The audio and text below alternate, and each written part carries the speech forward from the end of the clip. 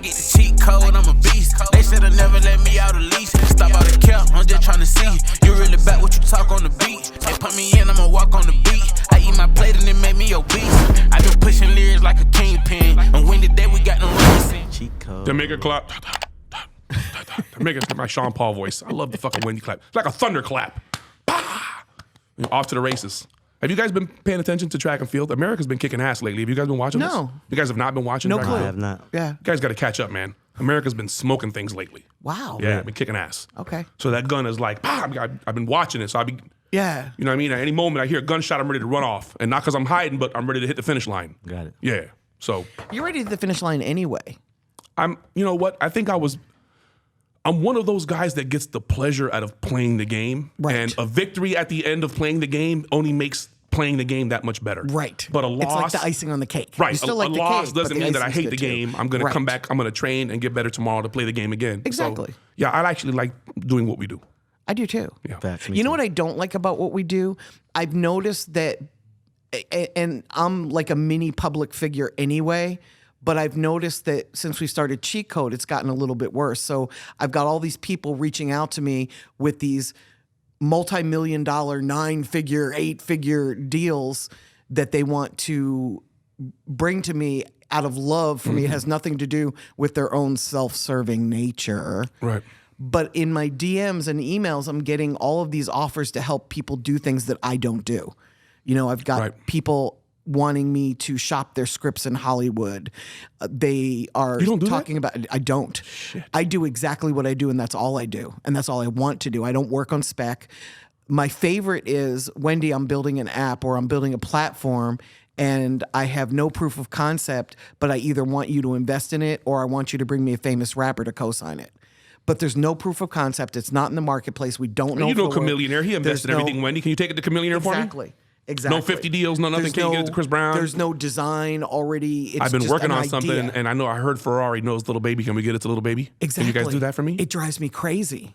So does that happen to you guys? Like, My DMs are full of, man, I heard you are one of the main people that I need to get my music to in the beginning of my career. Help me now. And then I get like 20 links. And then I Help me actually will now. go to your page. I actually picked that up from Kingpin. I just want to research who you are. And then if I'm inspired to reply to the DM, I will. But for the most part, I haven't been inspired by a lot of it. And then I would just always reply to them and say, yeah, you need some more work, or send me some more music, or you got to build up a little bit more. But I reply to majority of them. It's hard, though, because It is hard 'cause it's a there's so large many. influx now. it's a full-time job. Yeah. If you're not liking my pictures every day, if you're not commenting, and I know who you are, I know who the 50 or 60 people are. I don't care what, it's just a fact. If you're not doing it every day, one of the first things that I'm going to check when I get a DM is to see if you're following me. That's number one. If you're not following me, I'm going to block the shit out of you. I'll never hear from you ever again. There's 8 billion people on Earth, bozo. One less person to worry about, no problemo. Number one. Number two, I'm going to see who else you follow. Because if I see that you're following a whole bunch of people chasing celebrity, block. Because, hey, bozo, the clown is, the circus is hiring. This ain't the circus. So, you know, at the end of the day, man, if you're contacting me regarding via DM to handle business, you've failed. Social media is where we congregate and are social. It's where we share pictures of moments and families. It's where we push our brands and we share about what we like, and we have a platform so that we can express ourselves. Don't come on my platform that I'm using to express myself and talk about things that should be benefiting you and trying to come weasel. Bitch, you lost your rabbit ass mind? Email, phone number. Follow the business protocol if it's about business. You want to ask me about my kids? Cool, ask me underneath the picture, bro. So I can see it, so that I can engage with it all the time. Because if you're hitting me up via DM and aren't getting a reply to me, that's why. Because you're hitting me up via direct message. I don't want to directly talk to you. I don't know you. Why would I want to get to know you? You've never bothered to share or like or engage with anything that I have going on. Yeah, I think that is support is so fake. I hate fake supporting. If I support something, I'm all the way in. I'm all the way supporting it. I'm showing up. I'm commenting. I'm liking. I'm sharing. I'm pulling up. I'm communicating if I'm supporting. I don't like fake support. Makes my ass itch. Pause. I would rather you give me feedback than fake support. I would rather you tell me why you don't like the record. I would rather you tell me what the problem with if you heard something in the record, if you seen something in the video, if there's a problem and they're stopping you from playing the record, feedback is more important than you playing the record one time and not playing it no more. I've had DJs save me like tens of thousands of dollars by saying, this isn't it, or thank God for Bigger Rankin. He used to tell me all the time, there's too much intro in this song. Like, start the song, like drop the lyrics. And I learned so much from him. He saved me hundreds of thousands of dollars over the years.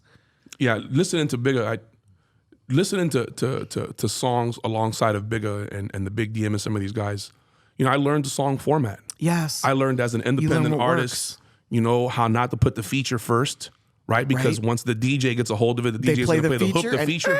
It's no longer your record, right? I've learned, how to arrange a record and some of those things, and just being in the studio, and that's touches on what we're talking about the other day of internship, right? How could you know if somebody's doing a good or bad job if you don't know what it takes to get the job done? Right. So, at some point in time, I think we've all spent hours in a studio and seen the engineering process. We've spent hours reviewing videos. We've spent hours fixing problems. And if we don't know what some of those things are to curb them on the front end, then that creates more problems on the back end, right?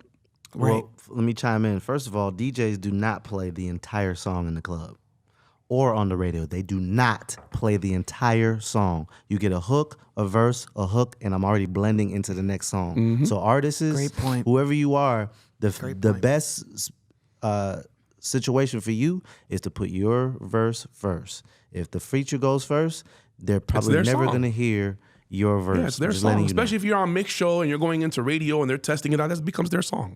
There's no way to get around it. You're going to put a little baby verse that nobody's ever heard first on your song on a dope-ass beat that you got from Buddha Bless This Beat and think that somebody's going to give it an extra 25 seconds? No, bro. That's his record now, dude. And you're lucky this ain't the mixtape game because somebody would have completely chopped your ass out of it and named it something else and put him on the cover of the mixtape. Because, damn, Curse Jar, motherfuckers is not playing the hit records the whole song. Right. So why are we going to play your song the whole song? Because nobody knows That's a great point. But isn't that what the club is? Isn't the club is 4 hours of hits? Hits. If I'm paying 40 or 50 popular music, and I'm you want to paying know what? 60 or 70 for clothes, 40 for valet, 20 for drinks, I'm buying $100 worth of gas. The hits. I don't want to hear mediocre music. And that's not saying that because your record is unfamiliar, that it's mediocre. No, it's just saying it's unfamiliar. Correct. And in order for it to become familiar, more people have to get exposure to it. More people have to get familiar with the sound. Now, I will say this. I've seen Bigger Rankin go in a club. I've seen Kool-Aid go in a club. I've seen Hollywood Shane go in a club and tease a record. That's how you do it. And play a sound, bam, and then go into the next one. And bam, bam, and play 2 sounds and go into the next one. And then bam, bam, bam, maybe 3 sounds. I've seen them do that. So, and I've also seen them, like when Rick Ross did the BMF record, I think on Big Meech record, the BMF record. Yes. I've seen that record blow or break in Jacksonville maybe in 3 or 4 days. And then on the 5th day, everybody in the club knew the song word for word. So I think that had nothing to do with the DJs playing it in the club or not playing it in the club. And it had everything to do with the fans being able to access something that a tastemaker may have highlighted, because that was Memorial Weekend when they had dropped that, Jeezy had dropped Trapper Die 2. I think, they had seen the tastemakers, Twitter had just begun, it was at its craze, and somehow it trickled down, if you will, and it translated into success for them. And Hard in the Paint, same way, Waka Flocka's. That record, I think if you're a DJ, the version of that record that you have is still the unmixed and mastered version. Wow. Because when that record hit, it sounded differently. The mixed and mastered version sounds completely different than the first version of that. And when that dropped in the club, the first version, I fucked my money up. That shit went crazy. It's a lot of mixed and mastered versions that DJs have, because they have the first version. I don't know if you remember, what's the song, Trap Money? But Kiki, do you love me? That first song? Right. The first version was a very terrible version. They had to redo it, remix, remaster it, and then put it on the DJ website. Shout out to TM808. He said that the sound on a Windows computer on Fruity Loops is different than the sound that is generated from a Mac computer. You guys, I'm sending y'all the interview. He was on $1 Million Worth of Game. Shout out to them and Rollo and all them. He said that one of the things that he uses, one of the secrets, because they asked him, what's the secret to your sound? He's like, I use the old computer with the old Fruit Loops because the sound is completely different. Is different. Yeah. That's amazing. So, I mean, you know, to each his own, bro. There's a way to do everything under the sun. You just have to find what works for you. The key is to build your fan base. That's the key. Is to build your fan base. Well, Wendy, Find you it was and build it. you was talking to us off camera before when Kingpin went to get some coffee. Yes. He's talking In to my Ray. nice You talking to Ray Daniels? What up, Ray? White Porcelain cheat code coffee mug available That's- on social media, the website. You can keep whining here at work for those of you guys that are Yeah, working smile, remotely. Wendy. You guys can The put winos. fifths of Hennessy in here. You guys can put vodka in this The bad GQ boy. smile. If your kids are going to be grow up with hot chocolate with the marshmallows, perfect. And then they can, you know, go on cheat code when they be on YouTube Kids and all that stuff. I think, I don't know, I don't know. but get But your yeah, mug. that's when we first sat down, that's what I was talking about, how in my DMs there's all these offers from folks. Okay. You know, that's exactly what I was talking about. That came from a conversation I had with Ray yesterday, where it's so time consuming. Like, we get hundreds of them every week. And some of us are willing to look at ventures outside of what we do, and some aren't. And I think if you're going to come at somebody with an idea, don't just send an email that says, hey, can I run an idea behind you or by you? It's not going to work. No, you can't. We're busy. But if you effectively lay out what you want to talk about, and you're asking for a conversation or you're asking for a meeting, lay out exactly what you want to talk about so there's some understanding. Don't rely on yourself being the best salesperson in the world and send an email that says, I can make you $3 million in a week, because you're just going to come off crazy and we're just going to blow right by that email. But if you've got bullet points of what you want to discuss, we'll either send it to the right person in our organization that handles that, or you'll get a call or an email from us setting up a meeting. But don't come with an idea and expect us to help you grow your idea. Come with a product that has proof of concept, and then ask for our help if that's what you need. And then just know who you're coming to. I don't do speculative ventures. My life is a risk. My life is speculative. I'm gonna speculate on myself. I'm not gonna speculate on somebody else's idea. I just don't do that. I'm too busy doing my own shit. Not when you know how much infrastructure goes into establishing something. Correct. Yeah. And if this person is reaching out to you Correct. willy-nilly like that, you understand that their infrastructure isn't set up. There's no way anything, you're going to add more pressure to their foundation, Absolutely. which will crumble it. If I want to be part of something, I'm going to see it growing and reach out. And, you know, it's funny because I just recently reached out to LaRussell. I love what he's doing. I'm like, dude, I want to help you. I don't want anything in return. I just want to help you. And he sent me a screenshot of a DM that he sent me in 2018 that said, can you help me? Or something to that effect. And I smiled because I love that he reached out to me, but he wasn't at a point 3 years ago where I could help him. He just got to a point now where I can help him. Yeah, he was self-funded then, and he is now, but now was a dream. now he's fan-funded. It was a dream back then. So he built his fan And he base, pulled though. the trigger. Yeah. And now I can help him. So does that go into maybe artist development and how at that particular moment he wasn't ready, but now Correct. But has he thought to- he was ready. has In developed. fairnof he thought he was ready. I think most artists think that they're ready in the beginning Yes. of their careers anyway. 'Cause you don't Just know what because you you're don't know. starving, you're hungry, you think that you're good enough to Yes. create dope music, but And you the always think you're intangibles aren't further all the than way you there are. and well-rounded enough for people like us, experts, to say, And yeah, not yet. And if I could piggyback on that, he was ready. He was ready to rap. He just wasn't ready to compete. There we go. Now he's ready to compete. Correct. And I think most people confuse being ready to start the race with being a competitive racer. You know, just because you can play basketball doesn't mean you should take your ass out there and try out for the Hawks. exactly. Steph Curry. I felt a little bad bit. shots I he felt a takes, little bit but like he can he make had a beautiful. Let's make a basketball reference. He had a beautiful basketball, but there wasn't enough air in it yet. Right. So I wasn't able to catch it and pass it because it was still being blown up. It was still building into a basketball. But- beautiful basketball, just wasn't ready yet. So I kind of want to dive into the artist development part again, because do we notice that now an artist kind of has to be, in order for someone to say, okay, I want to help you, they have to be almost ready to compete. before someone says, I'm going to help you? Do you think that before, maybe when they did artist development, they would grab someone who's unpolished, develop them, spend that more time? But now people don't have enough time to do artist development. They're Do giving you guys the see money that for you to trend? do it yourself. You think they're giving you $3 million now for you to go blow in the studio? Or you think they're giving you $3 million because that's what it takes for you to develop this artist to keep giving me records? Why are they giving you the money?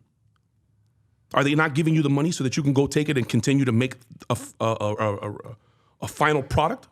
Or are they giving you money for you to go live your dreams and go squander it? No, it's final product. They want you to build. They want you to build it before they even give it to you, is what Yes. I'm saying. But before, didn't we see a trend that they were building you up? And they took everything, and the label took everything because it was, who do you want booking your studio time? You want Universal to book your studio time at a Universal studio or that charges them $375 an hour? Or do you want to go to your man who is an engineer, that same studio can get it for $50 an hour?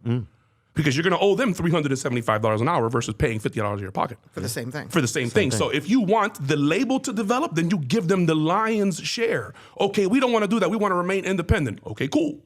But you Then have to do show the me work. you have what you got going on, Yes. and I'm going to give you what you're worth for you to continue. If I see that you're able to generate this, then I'm giving you that so that you can continue to, so that you may be able to double or triple that. That's the investment.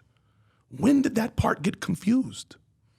I think artists don't pay attention to that, to be honest. There are bad I don't think players. they know. Yeah, there are evil That too. players in every industry, okay? There's the evil players on the police force. There's evil players at the school cafeteria. There's evil players everywhere in life, bro.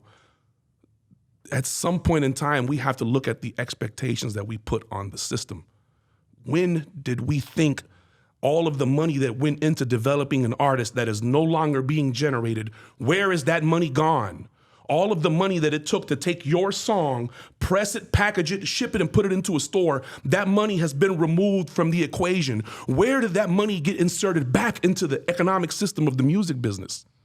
That's the part that people are overlooking. That the money was there and it's not there no more, but it didn't stop. It's just been shifted to different avenues and different lanes. And those are the lanes that these companies have a stranglehold on because they've refunneled their money through it. So of course, Interscope Records that has 50 Cent or has Eminem or has Dr. Dre will get preference at a radio station versus you that just has a Joe Blow artist. These are the biggest artists in the world. These guys, I could play their music all day and people will tune in. If I play your artist all day, people will turn it off. Who am I going to play? Exactly. Yes. It's horrible. It's a horrible, horrible reality that people in this business, and it just it frustrates me to no end. Oh, you're a thief because you want to re-record your masters. It's the business, man.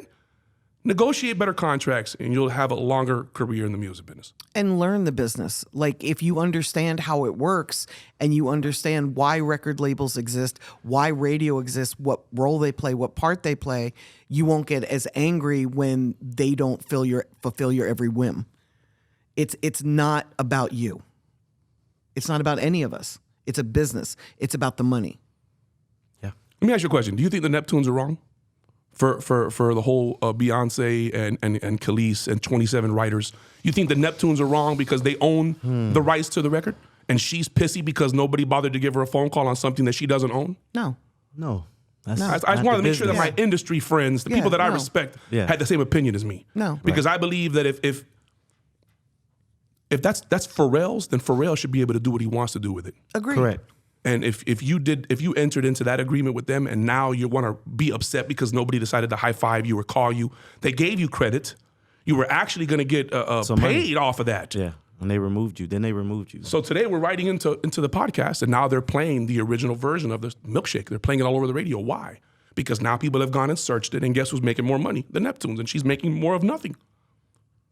Crazy, man. Fucking crazy. Okay. Question of the day. Dear Wendy, should I pay somebody to collect my uncollected royalties? I am asking because I see people offer that as a service. That's a question? Since I'm somewhat new, I've noticed that people charge for everything in this business. You think? That's a question? See my last statement. Rewind about a minute and a half. What Kingpin said? She wrote a book. No, my guy, you're telling me that there's money out there that you can't pick up off the floor that has your name on it. You know it's there. And there's a person that can go get it for you for a piece of that. And you won't do it because you would rather 100% of nothing Then 80% of something, bozo. Bozo. I'm going to put that on t-shirts and sell it on the cheat code. Bozo, fucking clown. Why would you ask that question? There's somebody that knows where to go get your money and you're trying to figure out if you should hire them? So here's the thing. In your contract, it states clearly how long you have to chase money. So if you made a song in 1998 and it blew up and there was a whole bunch of money that you didn't collect, it's very hard to hire somebody in 2022 to go get your money because there's a little paragraph in your contract that gives you 2 years or 3 years to collect your money. When you add into that the fact that in life, you've got 3 years to litigate. So if something happened back in the 90s and you didn't get paid, not only does your contract stipulate a certain amount of time, but the life cycle of being able to sue somebody has passed. So you can't even go back and sue them. So it's going to be really hard to collect the money. So if there is somebody that says they can collect you money and you don't have to give them money up front, just a piece of whatever is owed to you, I think you should do it. Hell yeah. It's the only way. Twice you're on paid. Sunday. And I wish I knew people, anybody that does this for a living, please, let me know, reach out to me, because that's a very valuable skill. Somebody that can get you money past the contract, past your ability to sue. That's free money. Most people don't want to enter into business with people. That's why they will never have business partners. I am that person. Oh my God. Most labels don't know who makes posters. That's why they're at the mercy of whoever it is selling them posters. They've never bothered to know where the printing company is, let alone what they charge. Most people don't understand what it takes to get any of those things done, so they don't know. An artist, if you don't have a lawyer, get one. If you don't have an accountant, get one. If you don't have somebody that's in charge of printing your CD, you don't have a printer, then jump in the car and go find a printing company that you can walk in there and sit down and set up an appointment and say, this is what I want to do business with you, and what's it going to cost to be able to do business? And now you have a printing business partner. You don't want to be aligned with anybody. You want it all because you were told that everybody's a crook and you were told that you have to do it on your own. And stop it, man. Stop it. Stop it. You know a crook when you see one. Do your research. Trust your intuition. Yeah. It took me years to learn this advice. Your gut knows. There's a million times where you said, man, I shouldn't have done that. I knew it was going to be a problem. Right. When you feel that, run. When you don't feel that, trust. It's really that simple. Yeah. Cheat code. Cheateth code I. Get a coffee cup.